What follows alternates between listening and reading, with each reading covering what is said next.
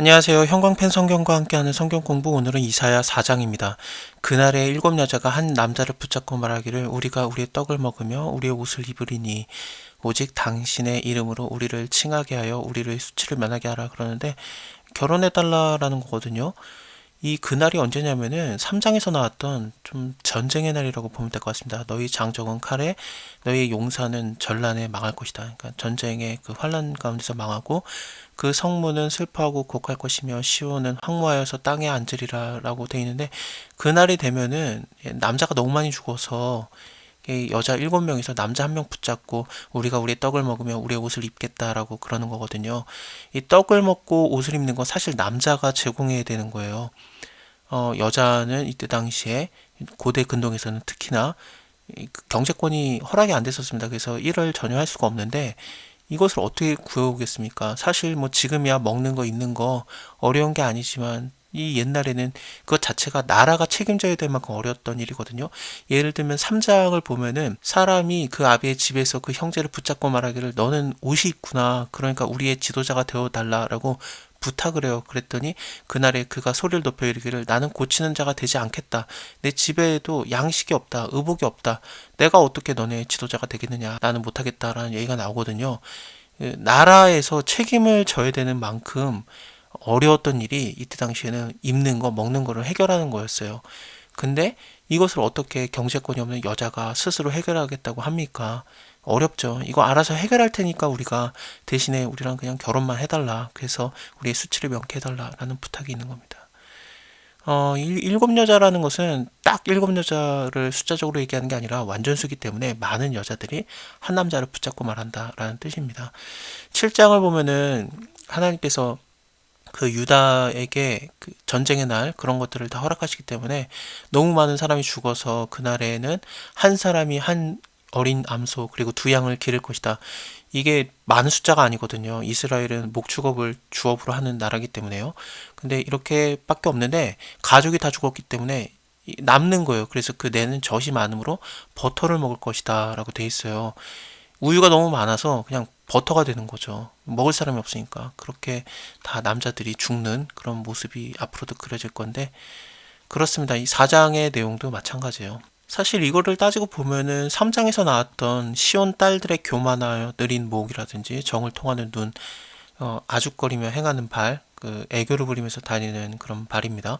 또 장식거리들이 굉장히 많이 있는데, 이런 것들을 달고 다니는데 하나님께서 그것을 징계하시는, 그때에는 썩은 냄새가 향을 대신한다, 노끈이 띠를 대신하고 대머리가 숱한 머리털을 대신한다, 이런 식의 말을 하는 걸 보면은 분명히 하나님 원하지 않는 행동들을 했던 거예요. 시온의 딸이 단지 그냥 시온에 사는, 예루살렘에 사는 여자들을 얘기하는 게 아니라 시온 자체를 얘기하는 것 같아요. 그래서 여기서도 물론 시온의 딸들의 더러움을 씻으리라 그러지만 뒤에 예루살렘의 피가 바로 이어지면서 뭔가 예루살렘 자체 그리고 시온 자체를 멸하고 있는 게 아닌가라고 보여집니다. 남자들이 죽잖아요.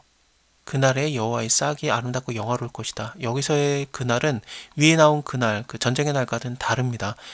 이 2절에 나오는 그날은 메시아의 오는 날을 말해요. 왜냐하면 여호와의 싹이라는 것 때문에 그런데요. 이 싹은 메시아라는 그 단어랑 굉장히 좀 발음이 비슷한 히브리어를 사용을 합니다. 메시아가 올 때 아름답고 영화로울 것이다. 그 땅에 솟아는 이스라엘의 피난한 자를 위해서 영화롭고 아름다울 것이다. 시온에 남은 자, 예루살렘에 머물러 있는 자, 곧 예루살렘에 있어서 생존한 자 중에 그 이름이 기록된 모든 사람은 거룩하다 칭함을 얻으리니 이는 주께서 심판하실 영과 소멸하는 영으로, 분명히 성령을 말합니다. 그 성령으로 시온의 딸들의 더러움을 씻으실 것이다.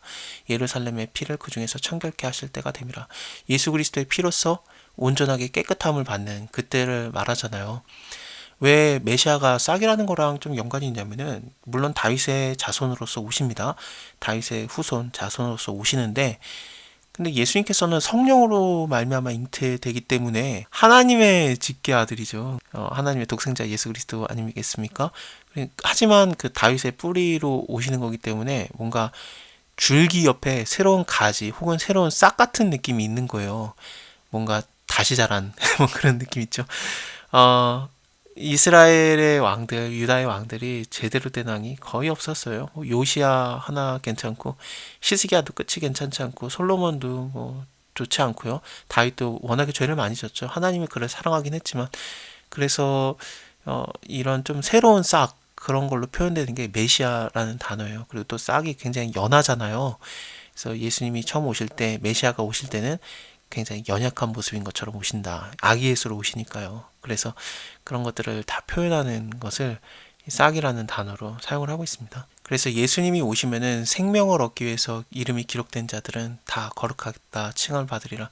생존한 자가 정확하게는 생명을 위하여라고 보시면 돼요. 히브리어로 보면 그렇습니다.